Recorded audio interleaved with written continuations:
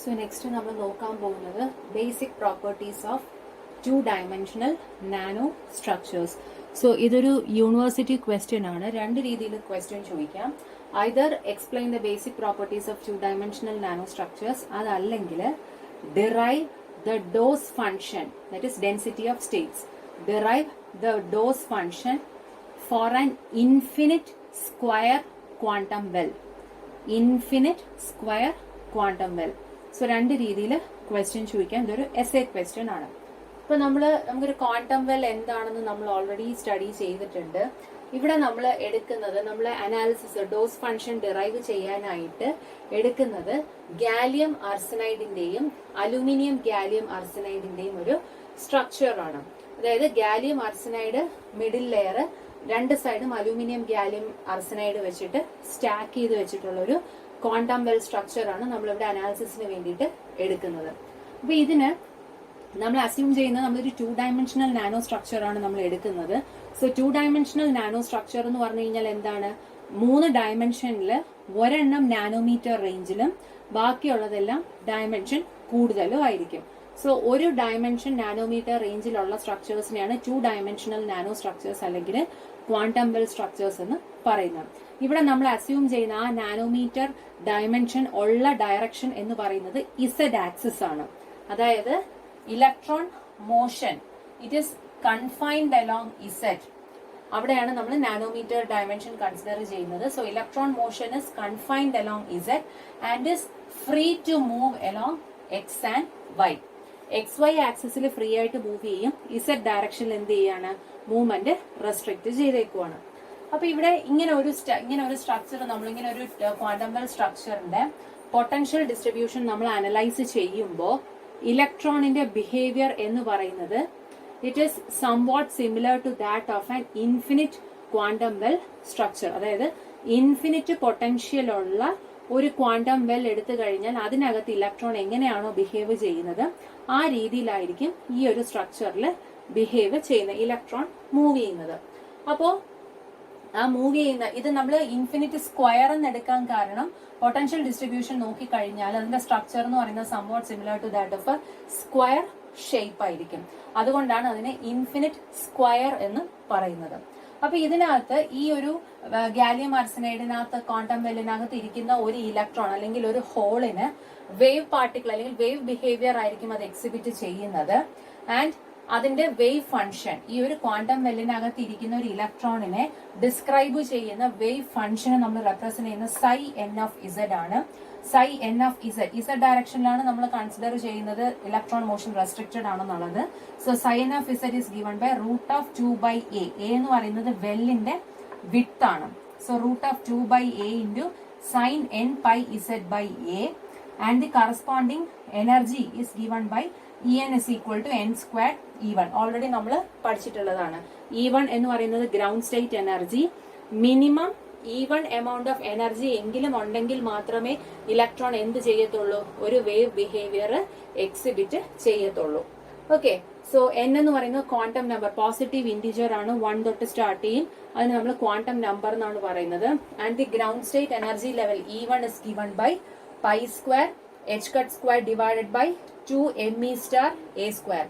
me എന്ന് പറയുന്നത് ഇലക്ട്രോണിന്റെ എഫക്റ്റീവ് മാസ്, h² എന്ന് പറയുന്നത് reduced Planck's constant h/2π, a എന്ന് പറയുന്നത് width of the well. Okay, അപ്പൊ ഇങ്ങനെ ഒരു ക്വാണ്ടം വെൽ സ്ട്രക്ചർ ആണ് നമുക്ക് ആക്ച്വലി കിട്ടുന്നത്. ഇനി എങ്ങനെ നമുക്ക് ഒരു ഡോസ് ഫംഗ്ഷൻ അല്ലെങ്കിൽ ഈ ഒരു ഇൻഫിനിറ്റ് സ്ക്വയർ ക്വാണ്ടം വെല്ലിനകത്തുള്ള ഡെൻസിറ്റി ഓഫ് സ്റ്റേറ്റ്സ് എങ്ങനെയാണ് ഡിറൈവ് ചെയ്തെടുക്കുന്നതെന്ന് നോക്കാം. അപ്പൊ അതിന് വേണ്ടിയിട്ട് നമ്മളൊരു 2-dimensional സ്ട്രക്ചർ കൺസിഡർ ചെയ്യുക. നമ്മൾ ഓൾറെഡി പറഞ്ഞു ഇസഡ് ആക്സിസിൽ റെസ്ട്രിക്റ്റഡ് മോഷനും XY ആക്സിസിൽ ഫ്രീ മോഷനും ആണെന്ന് പറഞ്ഞു. അപ്പൊ അതിനകത്ത് XY ആക്സിസിന്റെ ഡയമെൻഷൻ ക്യാപിറ്റൽ L ആയിട്ടും ഇസഡ് ആക്സിസിലുള്ള ഡയമെൻഷൻ A ആയിട്ടും എടുക്കുക. ഇതാണ് XY ആക്സിസിലെ ഡയമെൻഷൻ എന്ന് പറയുന്നത് L-ഉം ഇസഡ് ആക്സിസിലെ ഡയമെൻഷൻ എന്ന് പറയുന്നത് എയും ആയിരിക്കും. എ എന്ന് പറയുന്നത് നാനോമീറ്റർ റേഞ്ച് ആണെന്ന് പറഞ്ഞു. So A is much less than L.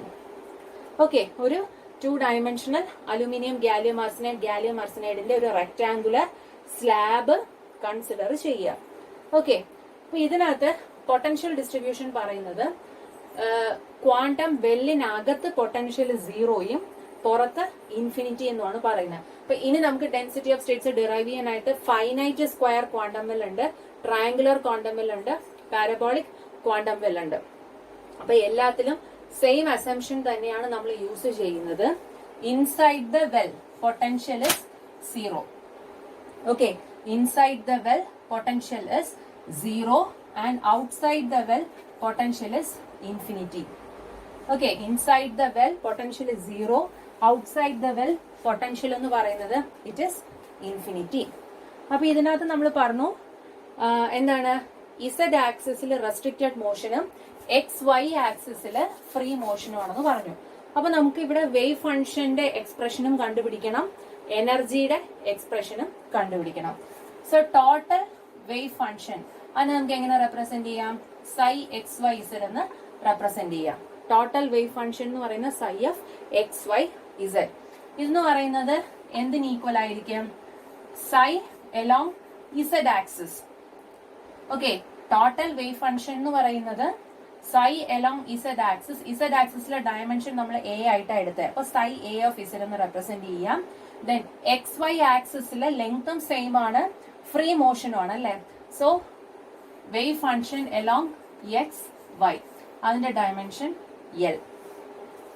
Okay, so the total wave function psi of X Y Z എന്ന് പറയുന്നത് എന്താണ്, സൈ എ ഓഫ് ഇസഡിന്റെയും സൈ എൽ ഓഫ് എക്സ് വൈയുടെയും പ്രോഡക്റ്റിന് സെയിം ആയിരിക്കും. സോ ഇതെന്ന് പറയുന്ന റെസ്ട്രിക്റ്റഡ് മോഷൻ ഉള്ള വേവ് ഫംഗ്ഷൻ, ഇതെന്ന് പറയുന്ന ഫ്രീ മോഷനിലുള്ള വേവ് ഫംഗ്ഷൻ. ഇനി ഓരോന്നിന്റെ എക്സ്പ്രഷൻ എഴുതാൻ നോക്കിയേ. സൈ എ ഓഫ് ഇസഡ്, നമ്മൾ ഓൾറെഡി ജനറൽ വേവ് ഫംഗ്ഷൻ ഇപ്പൊ പറഞ്ഞു. സൈ എൻ ഓഫ് ഇസഡ് എന്ന് പറയുന്നത് എന്താണ്, root of 2/a into sine n pi Z by a എന്ന് നമ്മൾ ജനറൽ ആയിട്ട് ഒരു ഫംഗ്ഷൻ ഇവിടെ പറഞ്ഞു. അതേ ഫംഗ്ഷൻ തന്നെയാണ് നമ്മൾ ഇവിടെ യൂസ് ചെയ്യുന്നത്, ചില പാരാമീറ്റേഴ്സിന് മാത്രം ചേഞ്ച് ഉണ്ടെന്നേ ഉള്ളൂ. So psi A of z എങ്ങനെ എഴുതാം, root of 2/a into sine n pi Z by a. ഇവിടെ നമുക്ക് 3 ഡയറക്ഷൻ കൺസിഡർ ചെയ്യണം അല്ലെ. ഇസഡ് ഉണ്ട്, എക്സ് വൈ ആക്സിസ് ഉണ്ട്. അപ്പൊ ഓരോ ഡയറക്ഷനിലും ക്വാണ്ടം സ്റ്റേറ്റ് ഡിഫറെന്റ് ആയിരിക്കും. ഇസഡ് ഡയറക്ഷനിലുള്ള ക്വാണ്ടം സ്റ്റേറ്റിന് ഞാൻ N1 എന്ന് എടുക്കുവാണ്. ഓക്കെ, അപ്പൊ സൈ എ ഓഫ് ഇസഡ് എന്ത് കിട്ടും, root of 2/a into sine N1 pi Z by A. ഇനി അടുത്തത് വേണ്ടത് psi L of X Y. So psi L of X Y എന്ന് പറഞ്ഞാൽ എന്തായിരിക്കും, psi L of X Y എന്ന് പറയുന്നത് in effect psi L of X into psi L of Y ആണ്. Psi L of X Y എന്ന് പറയുന്നത് psi L of X into psi L of Y. Psi L of X എന്താ വരും, ഇതേ expression തന്നെയാണ്. നോക്കുക, റൂട്ട് ഓഫ് 2 നമ്മൾ along X direction ആണ് എടുക്കുന്നത് അല്ലേ. എക്സ് ഡയറക്ഷന്റെ ലെങ്ത് എന്താണ്, എൽ ആണ്. സോ എക്ക് വരെ എന്ത് സബ്സ്റ്റിറ്റ്യൂട്ട് ചെയ്യാം, എൽ സബ്സ്റ്റിറ്റ്യൂട്ട് ചെയ്യണം. Root of 2/l into sine എന്താണ് എൻ പൈ, എക്സ് ഡയറക്ഷൻ ആണ് അല്ലെ. അപ്പൊ ഇസഡിന് വരെ എന്ത് വരും, എക്സ് എന്ന് വരും. എൻ പൈ എക്സ് ബൈ എക്ക് വരും എൽ എന്ന് വരും. ഇത് എലോങ് എക്സ് ഡയറക്ഷൻ ആണ്. ആ ക്വാണ്ടം സ്റ്റേറ്റിനെ ഞാൻ N2 എന്ന് എടുക്കുവാണ്. So root of 2/l into sine N2 pi X by L, അത് psi L of X into psi L of Y എന്താ വരും, റൂട്ട് ഓഫ് വൈ ഡയറക്ഷനും ഡയമെൻഷൻ സെയിം ആണ് അല്ലെ. So 2/l into sine N2 എടുത്തത് ഇവിടെ എന്താ വരും, N3, വേറൊരു quantum state. N3 into pi, എക്സിന് പകരം ഇവിടെ എന്താ വരും, y divided by l. Okay ആണല്ലോ. അപ്പൊ in effect psi L of X Y എന്ന് പറഞ്ഞാൽ എന്താണ്, ഇതിന്റെ പ്രോഡക്റ്റ് എടുക്കുമ്പോൾ root of 2/l into root of 2/l എന്ന് പറയുന്നത് എന്താവും, 2/l into sine N2 pi X by l sine N3 pi y by L.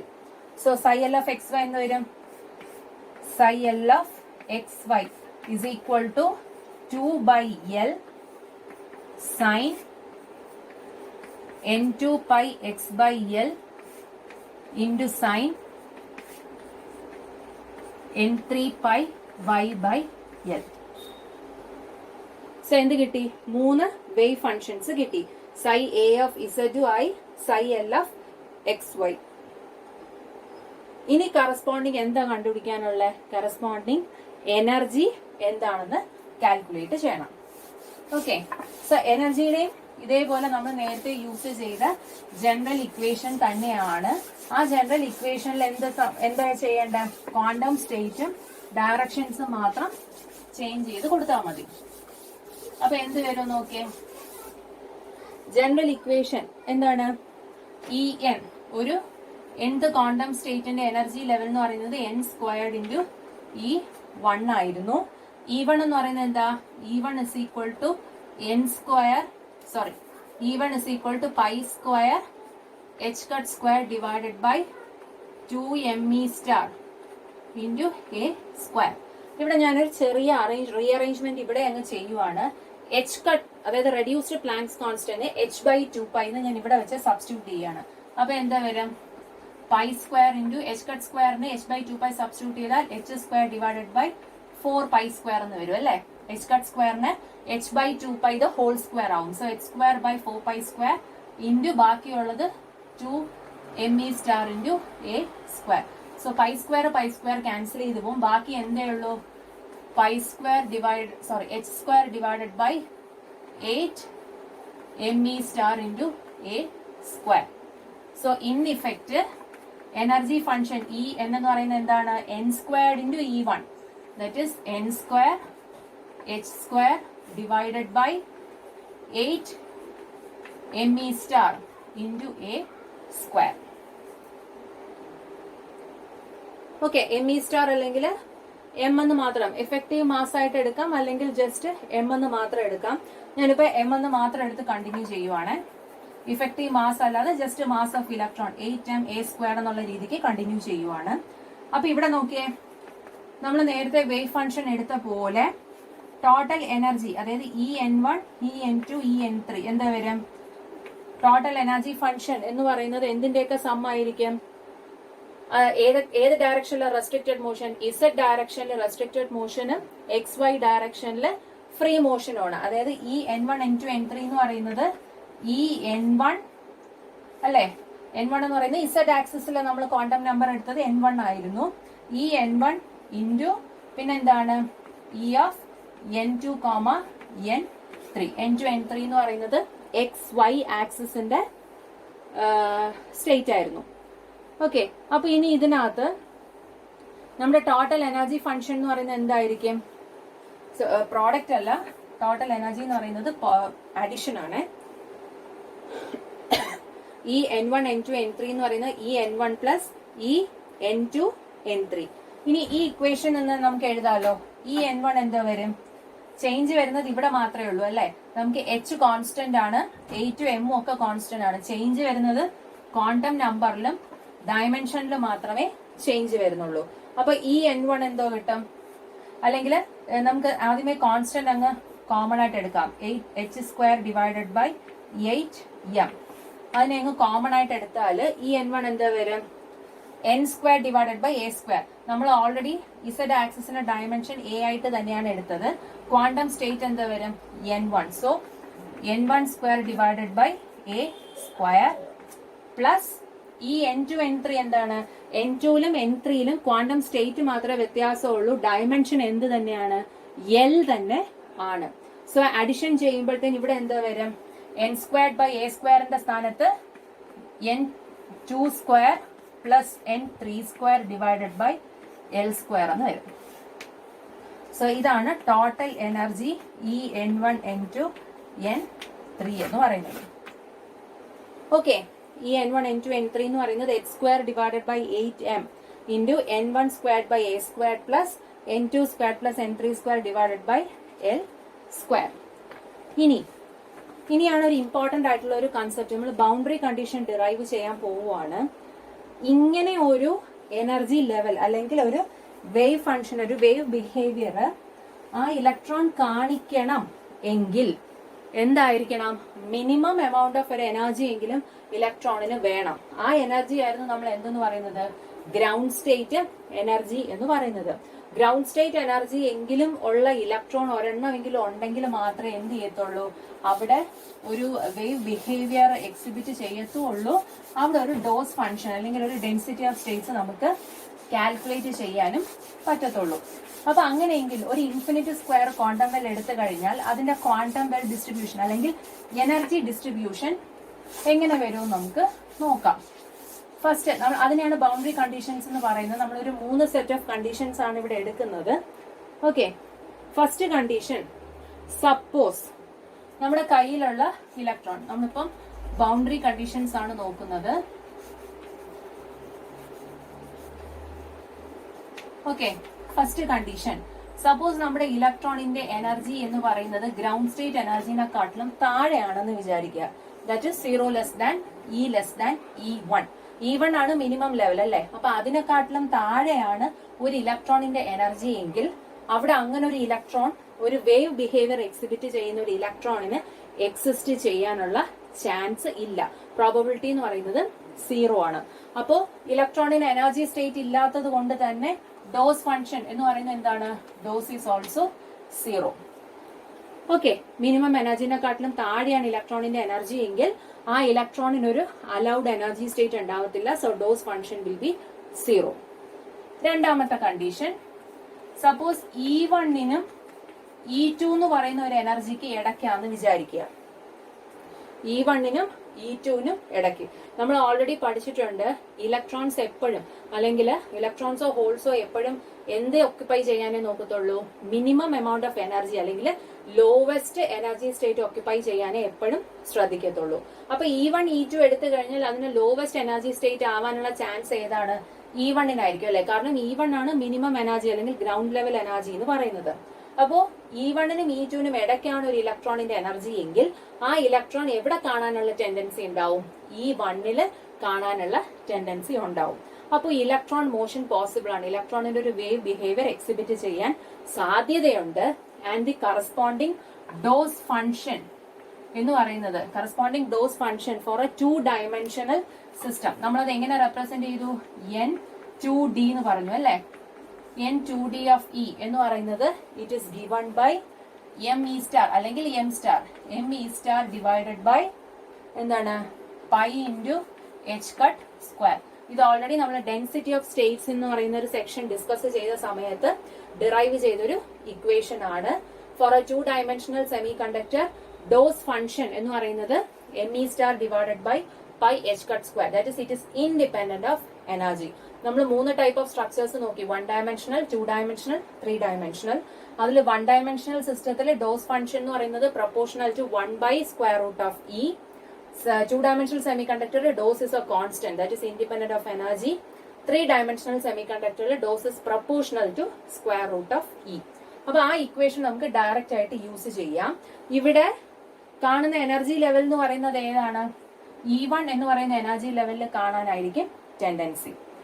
ഇനി മൂന്നാമതൊരു കണ്ടീഷൻ നോക്കുക, E2വിനും E3ക്കും ഇടയ്ക്കാന്ന് വിചാരിക്കുക. E2വിനും E3ക്കും. അപ്പൊ ഇവിടെ lower most possible energy levels ഏതൊക്കെയാണ്? E2ലും E3ലും ലോവർ മോസ്റ്റ് എനർജി എന്ന് പറയുന്നത് E2 ആയിരിക്കും അല്ലെ? അപ്പൊ E2ല് കാണാനുള്ള ടെൻഡൻസി ഉണ്ട്. പിന്നെ എന്താണ്?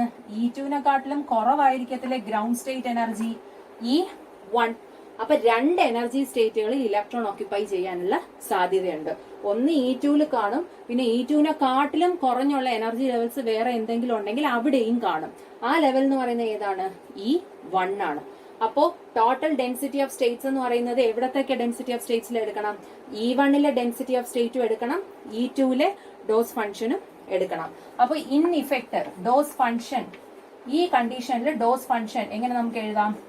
N2D ഓഫ് E എന്ന് പറയുന്നത് it is equal to, semiconductor മാറുന്നില്ല, ഡോസ് ഫംഗ്ഷൻ സെയിം തന്നെയാണ്, പക്ഷെ എനർജി ലെവൽ കൂടിയേ ഉള്ളൂ. നേരത്തെ ഒരു എനർജി E1 മാത്രമേ ഉണ്ടായിരുന്നുള്ളൂ, ഇവിടെ E1ലും E2ലും ഉണ്ട്. അപ്പൊ ഫംഗ്ഷൻ എന്താ വരും? 2 ഇൻറ്റു എന്താണ്? ME star divided by pi H cut square. 2 energy level. Okay, ഇനി ഒരു ബൗണ്ടറി കണ്ടീഷൻ കൂടെ നമ്മൾ എടുത്താലോ?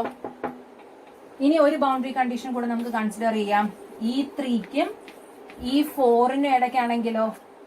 E3ക്കും E4നും ഇടയ്ക്കാണെങ്കിൽ E3യിൽ കാണാനുള്ള ചാൻസ് ഉണ്ട്. അതിനെക്കാട്ടിലും ലോവർ മോസ്റ്റ് എനർജി ലെവൽസ് ഉണ്ടെങ്കിൽ അവിടെയും കാണും. ഏതൊക്കെയാ പോസിബിൾ ലെവൽ?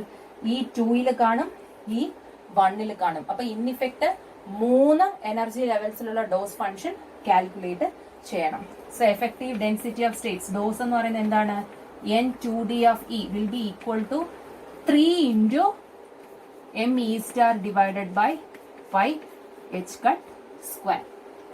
ഓക്കെ, അപ്പൊ ഇങ്ങനെ ബൗണ്ടറി കണ്ടീഷൻസ് നമുക്ക് ഇൻക്രീസ് ചെയ്ത് നോക്കാം.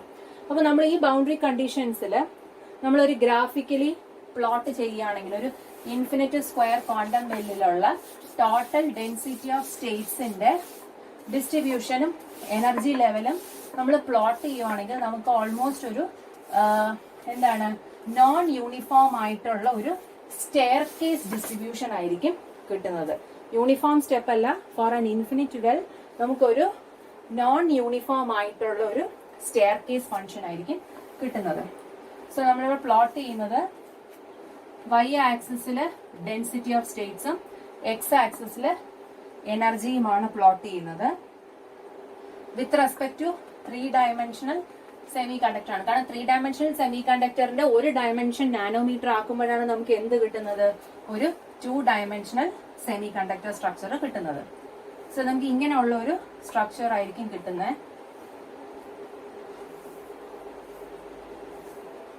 ഓക്കെ, നോൺ യൂണിഫോം സ്റ്റെപ്പ് ആയിരിക്കും. ഇതെന്ന് പറയുന്നത് കറസ്പോണ്ടിങ് ടു എനർജി E1. ഇപ്പൊ 0യ്ക്കും E1നും ഇടയ്ക്കാണെങ്കിൽ ഒരു ഡോസ് ഫംഗ്ഷൻ എന്ന് പറയുന്നത് എന്താണ്? 0 ആണ്. ഇനി E1നും E2നും ഇടയ്ക്കാണെങ്കിൽ, ഈ 2 ലെവൽസിന് ഇടയ്ക്കാണെങ്കിൽ ഡോസ് ഫംഗ്ഷൻ കാണാനുള്ള സാധ്യതയുണ്ട്. ആൻഡ് ആ ഡോസ് ഫംഗ്ഷൻ എന്ന് പറയുന്നത് എന്താണ്? ME star divided by pi into H cut square. ഇനി E2നും E3ക്കും ഇടയ്ക്കാണെങ്കിൽ, E2നും E3ക്കും ഇടയ്ക്കാണെങ്കിൽ എവിടെയൊക്കെ ഡോസ് ഫംഗ്ഷൻ കാണും? ഇവിടെയും കാണും, ഇവിടെയും കാണും. So 2 into ME star divided by pi H cut square. ഇനി E3ക്കും E4നും ഇടയ്ക്കാണെങ്കിൽ എവിടെയൊക്കെ കാണും? E3യിൽ കാണും, E2യിൽ കാണും, E1ൽ കാണും. So in effect total density of states എന്ന് പറയുന്നത് 3 ME square divided by pi into H cut square. Okay, so ഇങ്ങനെ അത് മാറി മാറി പോകും. സോ ഇതാണ് ഒരു 2 ഡയമെൻഷണൽ സെമി കണ്ടക്ടറിന്റെ ഡെൻസിറ്റി ഓഫ് സ്റ്റേറ്റ്സ് ഡിസ്ട്രിബ്യൂഷൻ എന്ന് പറയുന്നത്. സോ നിങ്ങൾക്ക് യൂണിവേഴ്സിറ്റിക്ക് ക്വസ്റ്റ്യൻ ചോദിക്കുന്ന 2 രീതിയിലാണ്. Either basic property of 2 dimensional nano structure എന്ന് ചോദിക്കും, അതല്ലെങ്കിൽ derive the DOS function in a 2 dimensional quantum structure എന്ന് ചോദിക്കും, അതല്ലെങ്കിൽ derive the dose function for an infinite quantum well. 3 രീതിയിൽ ക്വസ്റ്റ്യൻ ചോദിക്കാം. അതിൽ ഇൻഫിനിറ്റ് ക്വാണ്ടം വെൽ എന്നുള്ളത് പ്രത്യേകം എടുത്ത് പഠിക്കുക, കാരണം നമ്മൾ ഫൈനൈറ്റ് ക്വാണ്ടം വെല്ലും പഠിക്കുന്നുണ്ട്. അപ്പൊ ഈ 3 രീതിയിൽ ക്വസ്റ്റ്യൻ ചോദിക്കാം. ക്വസ്റ്റ്യൻ ചോദിക്കുന്ന സമയത്ത് നമ്മൾ ആദ്യം ഏത് ഡയറക്ഷനിലാണ് നമ്മൾ റെസ്ട്രിക്റ്റഡ് മോഷൻ എടുക്കുന്നത്? ഇവിടെ നമ്മൾ ഇസഡ് ആക്സിസിൽ റെസ്ട്രിക്റ്റഡും XY ആക്സിസിൽ ഫ്രീ എന്നുമാണ് എടുത്തേക്കുന്നത്. അപ്പൊ അത് മുതൽ ആ പൊട്ടൻഷ്യൽ ഡിസ്ട്രിബ്യൂഷന്റെ ഗ്രാഫും പിന്നെയുള്ള ഇക്വേഷൻസ്, ബൗണ്ടറി കണ്ടീഷൻസ് വെച്ചിട്ടുള്ള equations, wave functions, energy distribution, ഇതെല്ലാം എടുത്ത് ഈ ഗ്രാഫും കൂടെ വരച്ച് കംപ്ലീറ്റ് ചെയ്യുക. അത്രയും എഴുതിയാൽ മാത്രമേ, ഈ ഗ്രാഫിന് ഇമ്പോർട്ടൻസ് ഉണ്ട്, കാരണം ആ ഇക്വേഷനിൽ നിന്ന് നമ്മൾ ഡിറൈവ് ചെയ്യുന്ന ഗ്രാഫാണ്. ഓക്കെ, സോ ആ ഗ്രാഫ് വെച്ചിട്ട് ഈ ഗ്രാഫോട് കൂടെ ക്വസ്റ്റ്യൻ എഴുതി നിർത്തുക. ഇത് ഇമ്പോർട്ടന്റ് ക്വസ്റ്റ്യൻ ആണ്, യൂണിവേഴ്സിറ്റിക്ക് റിപ്പീറ്റ് ചെയ്ത് ചോദിച്ചിട്ടുണ്ട്, മാർക്ക് ചെയ്ത് പഠിക്കുക.